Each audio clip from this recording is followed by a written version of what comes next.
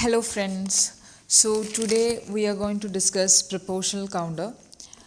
Proportional counter, you can see here a counter working in the proportional region where the total number of ions produced is proportional to the energy of the radiation. അതായത് proportional റീജിയനിലാണ് ഒരു proportional counter work ചെയ്യുന്നത്. Proportional region എന്ന് പറയുന്നത് നമ്മൾ voltage കൂട്ടിക്കൊണ്ടിരിക്കുന്ന സമയത്ത് നമ്മുടെ പൾസിൻ്റെ size അതിനനുസരിച്ച് increase ചെയ്തു വരും. അതായത് വോൾട്ടേജ് കൂട്ടുന്നതിനനുസരിച്ച് പൾസിൻ്റെ സൈസ് പ്രൊപ്പോർഷണലായിട്ട് കൂടി വരും. പൾസിൻ്റെ സൈസ് കൂടുന്നു എന്ന് പറഞ്ഞു കഴിഞ്ഞാൽ അവിടെ ഉണ്ടാക്കപ്പെടുന്ന ഇലക്ട്രോൺസിൻ്റെ എണ്ണം എന്ത് ചെയ്യണം? കൂടണം. ആ ഇലക്ട്രോൺസ് അതിലൂടെ ഫ്ലോ ചെയ്യുമ്പോഴാണ് നമുക്ക് പൾസ് കിട്ടുന്നത്. സോ ഇലക്ട്രോൺസിൻ്റെ എണ്ണം കൂടണമെങ്കിൽ നമ്മൾ കൊടുക്കുന്ന ഏത് റേഡിയേഷനാണോ ആ റേഡിയേഷൻ്റെ എനർജിയും അതിനനുസരിച്ച് എന്ത് ചെയ്യണം? കൂടണം. That is, the total number of ions produced in the proportional region is directly proportional to the energy of radiation. So, that is the proportional counter. Hope it's clear. Next, let's discuss the basic principle. അതായത് ഒരു proportional കൗണ്ടറിൻ്റെ basic principle എന്നത് ഒരു high energetic ആയിട്ടുള്ള charged particle ഒരു material മീഡിയത്തിലേക്ക് വരുമ്പോൾ നമ്മളിവിടെ ഒരു gas filled കൗണ്ടറാണ് discuss ചെയ്യുന്നത്. അപ്പം അവിടെ ഒരു ഗ്യാസ് മോളിക്യൂൾസ് ഉണ്ടായിരിക്കും.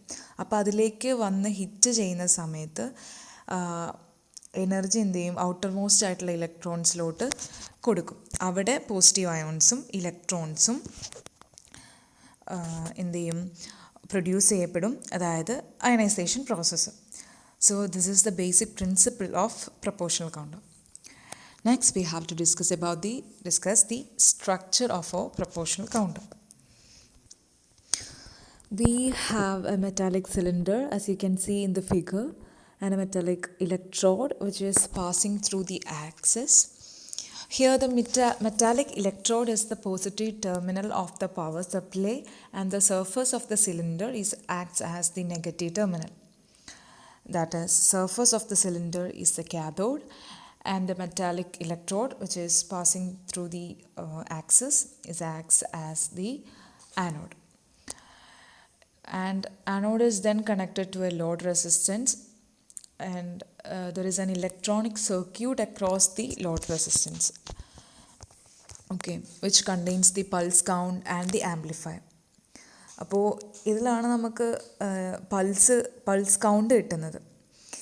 ആൻഡ് രണ്ട് ഭാഗത്തും ഇൻസുലേറ്റിംഗ് മെറ്റീരിയൽ ഉണ്ട്. അത് ആനോഡും കാഥോഡും പരസ്പരം ടച്ച് ചെയ്യാതിരിക്കാനാണ് നമ്മൾ ഇൻസുലേറ്റിംഗ് മെറ്റീരിയൽ യൂസ് ചെയ്യുന്നത്. So this is the basic structure of A proportional counter. Now let's talk about the working of a proportional counter. We have a gas medium. It can be a hydrogen or a noble gas, or generally we take the argon or any other mixture of alcohol.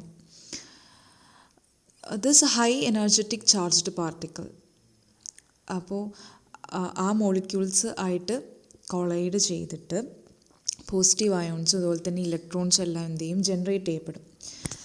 Positive ions surface of സിലിണ്ടറിലും negative ions metallic ഇലക്ട്രോഡിലും എന്ത് ചെയ്യും? Accumulate ചെയ്യപ്പെടും. ഇവിടെ voltage very high ആണ്. So primary ions വീണ്ടും acceleration സംഭവിച്ച് അടുത്ത ആറ്റംസ് ആയിട്ട് കൊളൈഡ് ചെയ്തിട്ട് സെക്കൻഡറി ഇലക്ട്രോൺസ് പ്രൊഡ്യൂസ് ചെയ്യും. ഈ സ്മോൾ ഒരു പിക്ചർ കാണാമല്ലോ, അതാണത്. ഓക്കെ, ആ ഇലക്ട്രോൺസ് എല്ലാം റെസിസ്റ്ററിലൂടെ ഫ്ലോ ചെയ്യും. അവിടെ ഒരു പൊട്ടൻഷ്യൽ ഡ്രോപ്പ് സംഭവിക്കും. അതിന് കറസ്പോണ്ടിങ് ആയിട്ട് നമുക്കൊരു പൾസ് എന്ത് ചെയ്യും? കൗണ്ടറിൽ കിട്ടും. അപ്പം ഹൈ എനർജി വരുമ്പോൾ അതിനനുസരിച്ച് പൾസിൻ്റെ സൈസ് ഇൻക്രീസ് ചെയ്യും. So now take a look at this graph here. ബാക്കിയെല്ലാം ഇതിൻ്റെ തിയറിയാണ്. We have already discussed that.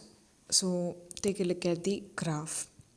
Here you can see the third region. ആ തേർഡ് റീജിയൻ ആണ് നമ്മുടെ പ്രൊപ്പോർഷണൽ റീജിയൻ. അപ്പോൾ സെക്കൻഡ് റീജിയൻ വരെ നമ്മുടെ പൾസിൻ്റെ സൈസ് കോൺസ്റ്റൻ്റ് ആണ്.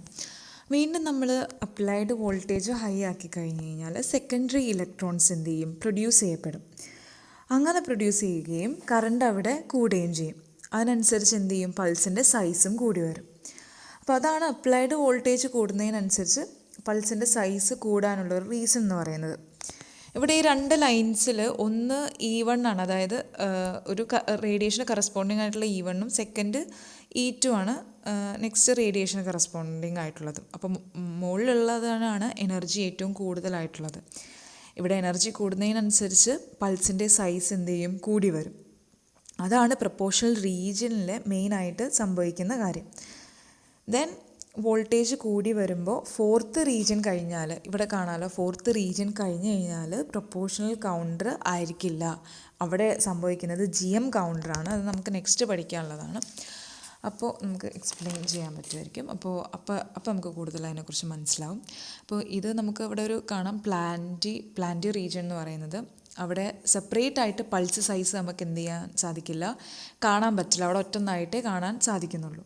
And it is a high pulse size അല്ലേ, അവിടെ പൾസ് സൈസ് എന്താണ്, ഹൈ ആണ്. അപ്പോൾ ഇതൊക്കെയാണ് പ്രൊപ്പോർഷണൽ കൗണ്ടർ എന്ന് പറയുന്നത്. നമുക്ക് പ്രൊപ്പോർഷണൽ കൗണ്ടറിനെ പാർട്ടിക്കിൾ ഐഡൻറ്റിഫിക്കേഷൻ എന്ത് ചെയ്യും, യൂസ് ചെയ്യാൻ പറ്റും. അതായത് ഹൈ എനർജിയുള്ള പാർട്ടിക്കിൾ ആണെങ്കിൽ അതെന്തായിരിക്കും, pulse size will be greater. അങ്ങനെ നമുക്ക് പാർട്ടിക്കിളിനെ ഐഡൻറ്റിഫൈ ചെയ്യാനും പ്രൊപ്പോർഷണൽ കൗണ്ടർ യൂസ് ചെയ്യാൻ പറ്റും. So this is all about proportional counter. Hope it's clear and thank U.